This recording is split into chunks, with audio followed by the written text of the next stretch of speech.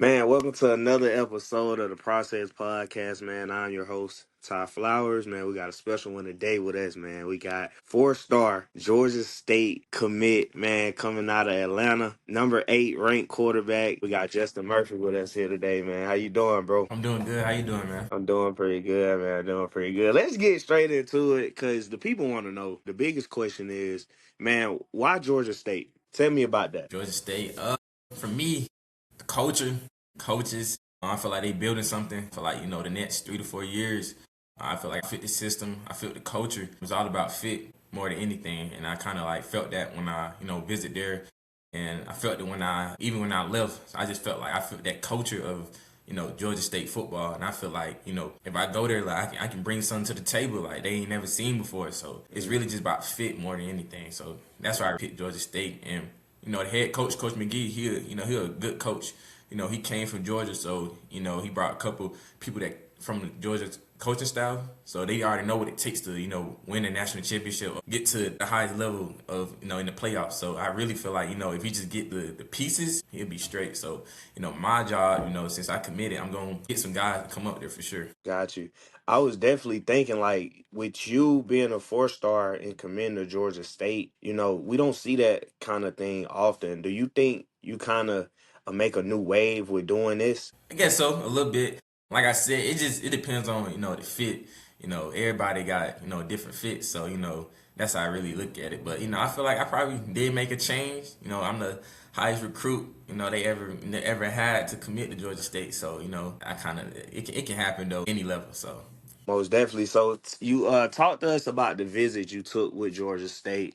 And besides, the culture, what did you fall in love mostly with outside of just the culture and, the coaching staff there? really, it's in Atlanta. I'm from the south side of Atlanta, so it was really just fit. It just felt like home. What I'm saying? It didn't feel like, even though I'm staying in state, like when I went down there, it didn't feel like I'm gonna be coming back home. It felt like a real like university. So really just visiting them, just it spread out. It spread out. Georgia State spread out. So you're not just gonna be like one little circle. Like it's spread out. So that's one thing I did fall in love. Like I had to get a scooter though. I ain't gonna lie to you. You had to get a scooter because it's so spread out. I ain't like carry down. You had to get a scooter for sure. But just fall in love with that. They had different people come talk from different departments. So that's what I liked about when they did come up there and talk to us. Okay, got you. So, man, let's take it back a little bit. Can you tell us like where the love of football came for you? When did you start playing, and when did you know it was for you? I started playing football at 3 years old. I started playing flag football at Old National Nights. That's where the groundbreaking it started at. Me just getting the ball, just running around and stuff. That's where it really started. I fell in love at a young age. I fell in love maybe around like 5. My dad, he was showing me like old highlights of Sean Taylor, Ray Lewis, Hmm. Michael Vick. I kind of just fell in love with it like at a young age. For me, like when I was 5, we went to the playoff and we lost. The next year, after the loss, I told my dad like I ain't gonna never lose again. So that next year, I just ended up just working real hard, and I just fell in love with the game. Me watching Michael Vick highlights actually made me fall in love with the game too. I was a huge Michael Vick fan. I mean, I still Yeah, am to this day. So he kind of made me like fall in love. Cause my first number was 7 anyway. So that's how I really fell in love with it. got you, man. So, tell me, like, dude, what's your style as far as being a quarterback? Could you describe your style, and what could you bring to the table at Georgia State? Me, I'm gonna do a threat. Of course, improviser. For me at Georgia State, I can bring elusiveness, flash in action. Like it's gonna be hard to take me down, regardless. Like I ain't letting one person. Like I'm gonna stand the play to like get the first down or get extra yards. Like it's this type of mentality I have. And for me, I'm a junkyard dog like type mentality. Like I don't care who on the field. Like I'm gonna feel like I'm the best player on the field. I don't care what position. I just don't like when I get on the field. I'm a different person. Like that's what I feel like I can bring to the table and just build around like the players really. Got you, man. So this next question is more so for the upcoming athletes, man. So where did you get your spotlight from as far as when you start ramping up in the rankings and getting offers and getting stars?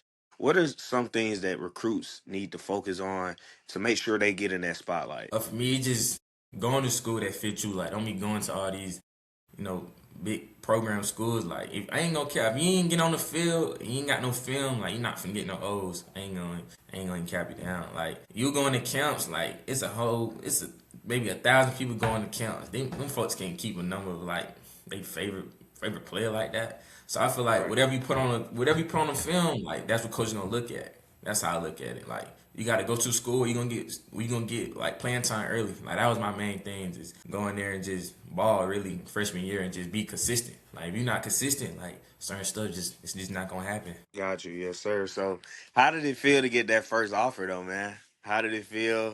What was the process like? Like now you here, you're a 4 star now. Like, tell me about that process, the recruitment process. For me, man, that first offer was crazy. I ended up getting it from UCF. It was after a track meet. Like, I got my offer from track, but it was for football. Like, I ended up ran like a crazy number my freshman year. I think it was like 10-6, 10-6, I think, Man, if I'm not oh mistaken. Yeah, it yeah, was 10-6. Yeah, as a freshman. So I was rolling. My recruiting process was different. I ain't like everybody looked at me as an athlete at a like early recruiting process for me. Like, I didn't start thinking. Well, I didn't. Hold on, let me take that back. I didn't start like really looking at like different coaches.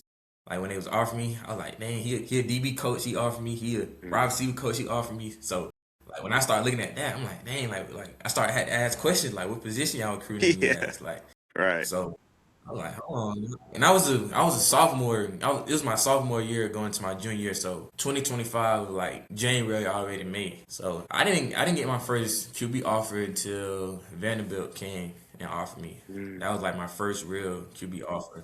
And then I think later on, I think Howard offered me. So I probably maybe had 4 QB offers, if I'm not mistaken. Mm-hmm. So it wasn't that much. So my whole goal going into my junior year was just like the ball, like show them I could play quarterback, because I knew I could play. It was just I had to play at a higher level for them to see. Got you. Yes, sir. So, man, it's a lot going on with college football now. The game has completely changed, man. As you know, like NIL is intact now, and it's easy to sway players to switch and flop, switch teams and stuff like that.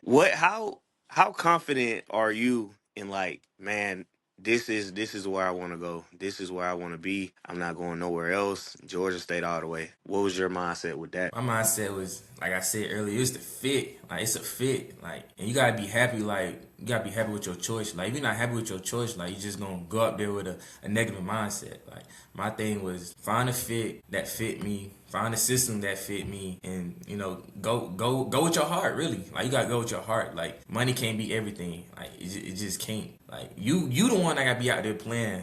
Like, on Exactly. Yeah. Saturdays, your parents, your cousins, none of them gonna be playing. Like, it's you. Like, you gotta get up early in the morning and do all that. So my main thing was find a fit and just find a system. Like, you gotta find like who love you. Like, you really gotta like look through some of these coaches and like Mhm. realize like who love you and who don't love you. Cause it's a certain amount of time they can. Cause once they get so many recruits, they on to the next class. That's how Yeah. I look at it. Facts. Yeah. Got you, man. So, speaking of NIL, man, the people want to know. It ain't just me. The people want to know what is gonna be your first NIL purchase, man. What you thinking, man? Well, I got 2 NIL deals right now. One with Phenom and one with insurance company, but I haven't got like no big NIL Got you. like connection yet. But whenever I do, man, I'm just gonna put some of it up and invest it. Really, I don't really know, to be honest. Got you. I ain't Got gonna you. do nothing stupid. That's what I'm not doing. I'm not Yeah. Yeah. buying Most no definitely chain. can't I'm do not that. buying no shoes. I'm not doing none of that. Cause at the same, you gotta pay taxes too though. So that's how I really look at it. Facts. Like, you gotta But pay you on them game first. then. You on Ain't game. A lot of recruits don't be knowing that. Nah, you gotta pay them first. If you don't pay them, buddy, hey, they coming banging on your door instantly.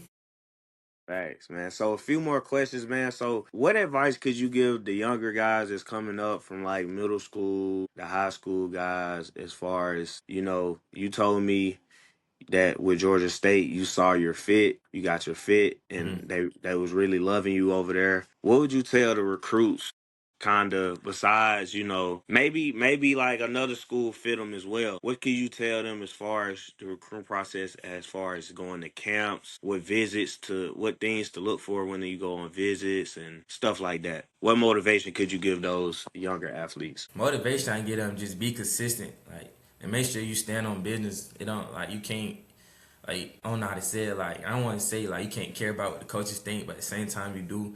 Like you really gotta like stand on business of like what you want. Like at the same time, like these coaches can leave any day. Like they can. Like I done seen it with my own eyes. So it really like find your fit, stand on business of what you want, and just you gotta just look through certain stuff and just figure it out. Like is this really for me or is it not for me? Cause like at the same time, like you gonna be going to college. Like your parents ain't gonna be helping you, but it's you the one that gonna be going to college. So that's how I look at it. Like you got to make sure you on point too, and Got you, ask man. questions too. Like you got to ask questions. Like make sure like they gonna coach gonna be asking like you got any questions.